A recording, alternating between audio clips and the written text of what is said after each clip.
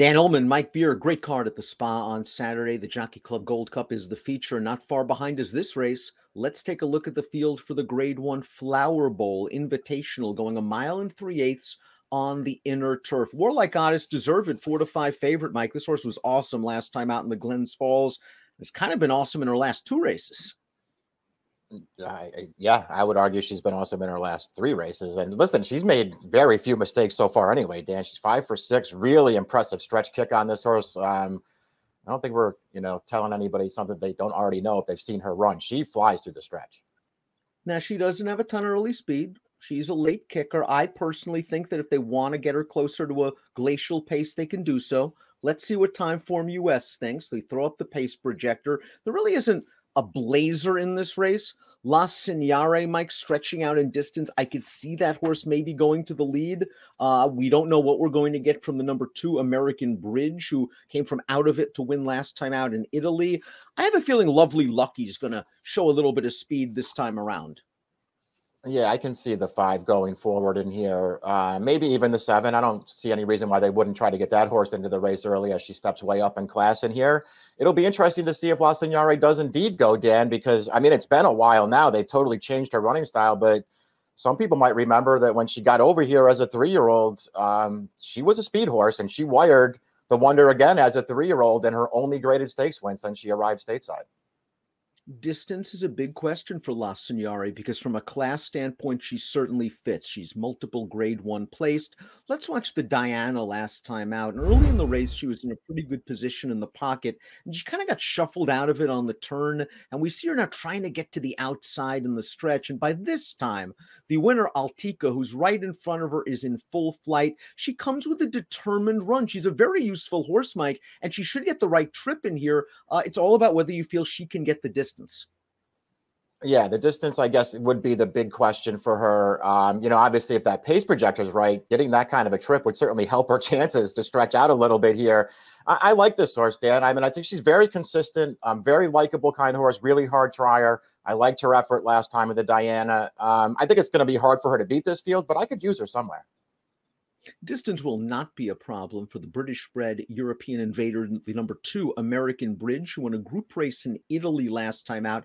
And when we talk about foreign races, again, we like to say that the British and Irish races are second, the French are the best, and then underneath them you have the Italian and German horses. American Bridge looked good winning that race. The runner-up came back to finish 3rd in a Group 1 in Germany. The 3rd-place horse came back to win a listed stakes in Italy.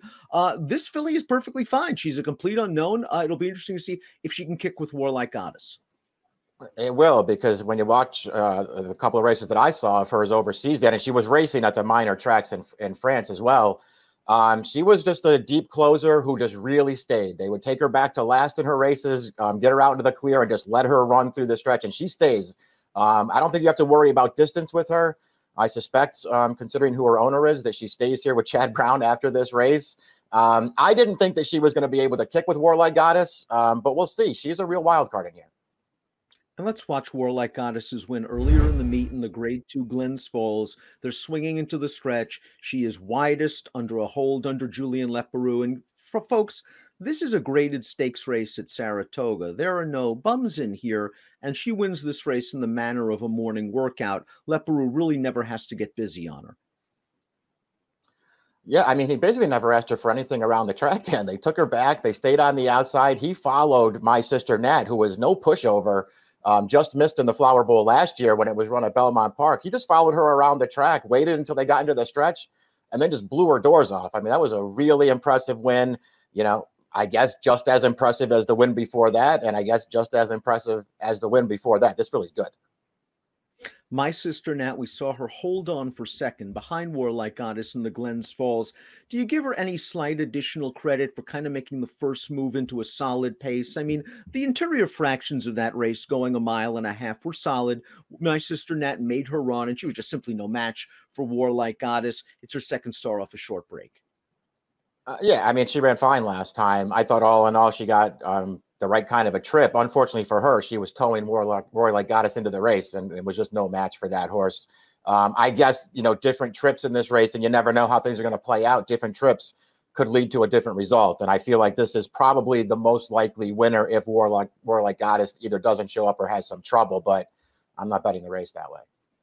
Lovely Lucky has tactical speed. She likes Saratoga. She's in good form. Let's watch her prep for this race. A two other then on July the 22nd. She's making a strong move to the lead at this juncture. She's very game to win. This is not a strong field that Lovely Lucky beats, though, however, Mike. And it seems like they've tried her 3 times now against graded stakes competition, and maybe she's been exposed a little bit in those races. Yeah, a little bit. I thought her Glens Falls last year was okay. They put her into the race. She had her shot at it. Wasn't quite good enough, but she wasn't totally embarrassed. And my sister Nat was also in that race. Her other 2 graded stakes tries didn't work out so well. We'll see. They're going to try it again. She obviously really likes Saratoga. She really likes this distance. She can get a piece of it, Dan, but she's really got to improve. Chad Brown has a horse with upside potential, and the number 6, Great Island, a horse that's going to be stretching out in distance, a daughter of Scat Daddy. Let's watch her win in the Matchmaker, and she comes from way out of it. She deserved this one, I thought, because in her prior start, the Gallarette, there was no pace whatsoever. She was taken all the way back to last off the layoff, and she was rolling at the end of that race. This time around, again, the interior fractions were quick. The horse on the lead, the big favorite, Juliet Foxtrot, was very eager, and we see Great Island kicking everybody down. Yeah, that was a pretty fast finish for a filly who had a lot of ground to make up through the final 3/16 of a mile. I thought she ran really well last time. This filly, to me, or mare now, I guess she's 5. She's always had potential. Maybe she's finally starting to put it all together here, Dan, as they keep her in regular racing. I don't know how far she wants to go, and I don't know if she can afford to do what she did last time, Dan, sit back and try to outkick Warlike Goddess and my sister Nat. We'll see what kind of trip she gets, but I think she's pretty good. The horse that finished second to her last time, her stablemate California Queen, came back, ran an okay third in the Grade 2 Ballston Spa last week with a 93 buyer. Here's Costano, who's going to be making her stakes debut off a victory at Saratoga earlier in the meet. This was a race going 1 mile and 3/8. You look at her form, you see that she really appreciates distance, and Costano just sort of grinds this field down in entry-level heat. She's taking a big step in class, but again, she has upside, and she really has done little wrong since her career debut. Yeah, she really has. She's run nothing but good races, not races that are going to make her that competitive in here. And I don't think she beat a great field there, Dan, in her Saratoga debut last time, but she won it easily enough. She has a pedigree behind her. You don't have to worry about, distance with her. We'll see if she can improve, because she's another one in this field who has to improve. Top pick time for the Grade 1 Flower Bowl. Warlike Goddess, the horse to beat. We're not going to try to beat her. Just so impressive in her last few races. Mike, you think La Signare could be the horse that she's going to have to run down on the stretch, the horse with the tactical speed that gets the jump on Warlike Goddess turning for home? Yeah, we'll see how it plays out, I guess. But I didn't really want to try to beat the favorite in here. I felt like if I was going to bet it, maybe the way to bet it would be to try to get my sister Nat out of the number and get somebody else in that. 3146 for Mike, 3614 for me. It's the Grade 1 Flower Bowl, one of 4 graded stakes races at the Spa on Saturday. Good luck.